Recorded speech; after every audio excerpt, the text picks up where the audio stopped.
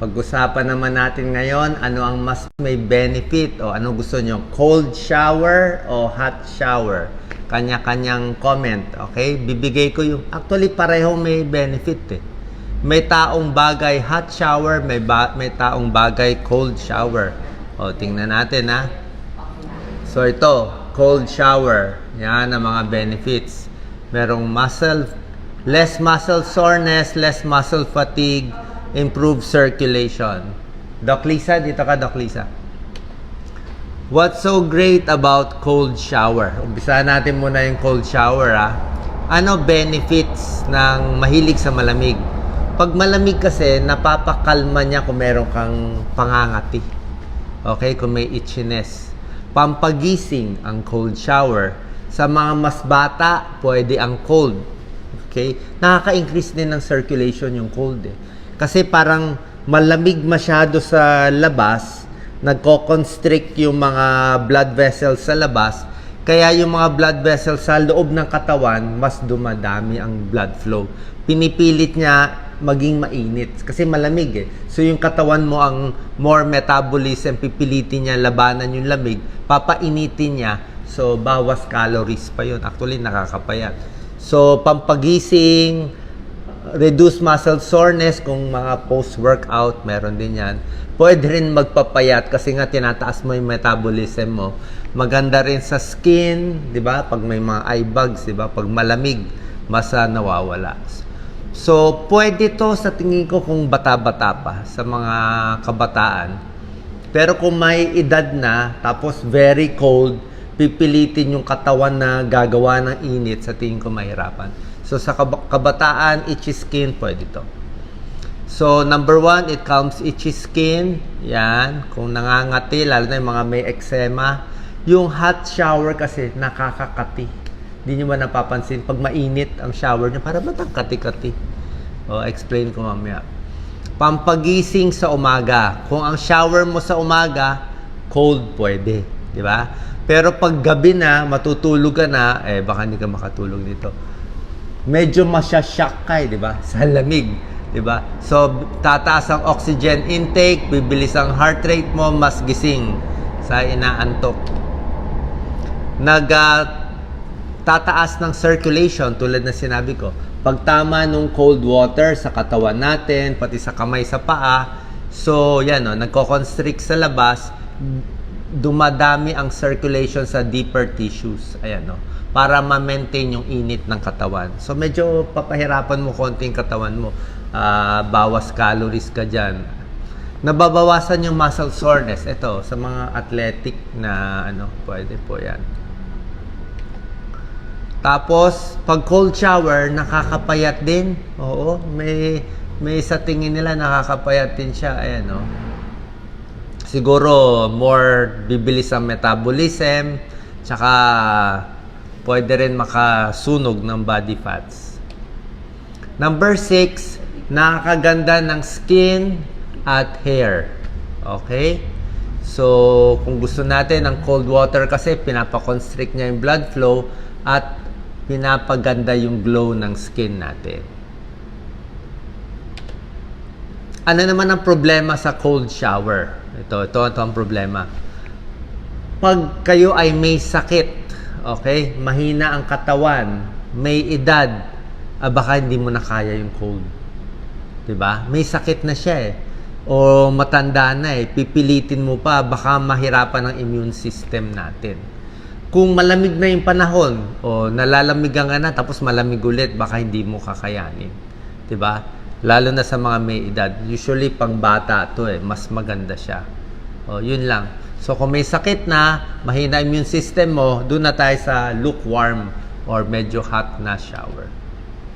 Okay? Kabaliktaran naman. Ano naman ang benefit ng mainit? Pero wag naman sobrang init. Pag sobrang init, hindi rin maganda. Magda-dry, baka mapaso pa kayo. Lukewarm. Yung medyo warm na shower, ano naman ang benefit? Pampaantok sa gabi. Yan. Gusto mo mag-relax, gusto mo makatulog, gusto mo makabawas ng stress, maganda po yan. Okay? Other benefits sa mga may sipon, di ba? May sakit, may sipon, para siyang suob steam inhalation yan, di ba? Naligo ka, nakasara yung pinto, so mababawasan yung sipon, mas lalabnaw ang plema, di ba? Maganda yan, pampaluwag. Yung mga blemishes, tsaka yung muscle, marirelax din to, di ba? Pag warm. Yan, no? Pag may colds, may problema sa baga, parang sauna siya Yung steam, may tulong yan, no? Ino-open up yung mga airways natin sa baga, pinapalabnaw yung plema, pati yung sipon nababawasan. Yan, di ba? Kaya nga pag galing ka sa hot shower, paglabas mo, medyo maganda yung paghinga mo Masarap yung paghinga mo. Parang well-hydrated ka. Na-open up din niya yung mga pores Okay? Kasi warm to Ito warm pang open Pag cold, pang close ng pores. So, pag nag-open, pwede matanggal yung mga dumi-dumi, yung mga oil, di ba? Tsaka pag bagong ligo tayo ng warm pwede mo ilinis-linis, mas matatanggal yung mga dumi-dumi and mga pekas-pekas niya. Cleans, trap, dirt, and oil. Good for muscle relaxation, di ba? Hot pack, warm pack ito. Pamparelax ang warm.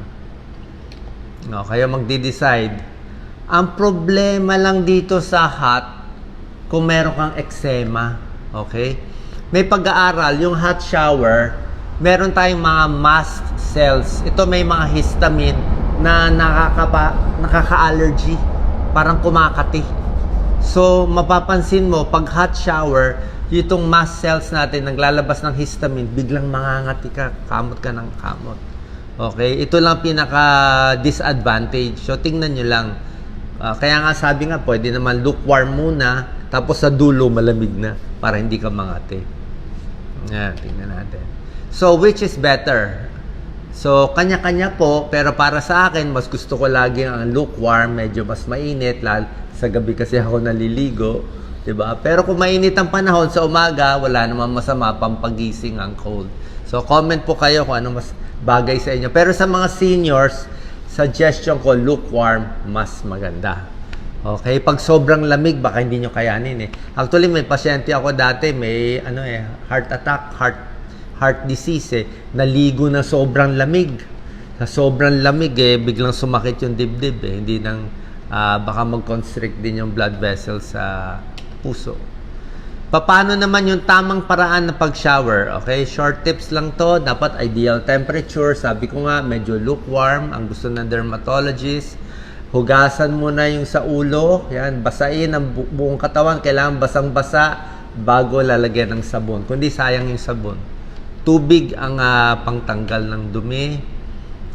Pwede ka gumamit ng bimpo, tuwalya, o kung iba kamay lang, pwede naman Kasi kung masyadong kuskus ng kuskus, hindi rin maganda. Pag sobrang kuskus, naghihilod, pwedeng mamula, masugat, at mangitim ang balat. Ayaw natin umitim di ba? Kung kakakuskus nyo. Tapos pag magbabanlaw tayo, kailangan banlaw na banlaw, wala ka nang makakapa na sabon na natitira. Kasi kung naiwan pa yung mga sabon, hindi maganda. Baka may dumi pa doon, di ba? So, pati yung mga soap remnants tatanggalin. Sa buhok naman, ang pag-style natin, sa buhok, o nagsha-shower tayo, pwede doon sa root, sa scalp. Dito mismo sa tuktok, sa hair follicle, yan. Kaya na pag-shower. Hindi lang sa batok, sa side, pati dito sa likod. Sa likod ng ulo, dito. So, lahat yan. Kung mahaba ang buhok ninyo, hindi na daw kailangan i-shower yung buong mahabang buhok Kasi yung umpisa pa lang daw, yung first siguro 2 to 3 inches, dito lang ang siya shampoo mo. Yung shampoo na mismo ang bababa sa haba ng buhok mo. So yung shampoo na ang pupunta sa dulo ng buhok at maglilinis doon. At pag magre-rinse, magbabanlaw. Tapos isang tip nga nila, pwede kang lukewarm sa una, tapos sa dulo, sa ending ng shower mo, last minute, pwede ka magmalamig. Pampagising, pangpasara ng pores, maganda daw yan para refresh. Oo. Para sa kabataan. Pag magda-dry tayo, dapat dry na dry. Dry lahat sa kilikili, sa singit, iwas body odor, sa paa para hindi mag-athlete's foot. Sa buhok, wag masyado ikot-ikutin. Dampi-dampi lang sa buhok para hindi malagas ang buhok. Mas nagkakaedad, mas nalalagas ang buhok, mas basa ang buhok, mas mabilis maputol at mahulog ang buhok. Lalo na sa mga numinipis na buhok tulad natin, ano lang, tapik-tapik lang. Tapos kung magsusuklay, yung wide comb, yung malalaki yung mga ipin. Tapos after shower, doon ka maglalagay ng moisturizer at ibang mga products. Okay, gaano katagal ang shower? Recommended nila 5 to 10 minutes only. Huwag sobrang tagal. Alam ko may magko-comment dyan 30 minutes eh. Huwag 30 minutes kasi magdadry, kukulubot na, maubusan ng oil yung katawan natin. 5 to 10 minutes. Siguro yung pagsasabon po, kung mabagal ka magsabon, okay lang. Pero yung pinaka-shower na babad, 5 to 10 minutes lang. Yan ang recommended ng mga dermatologists. Salamat po.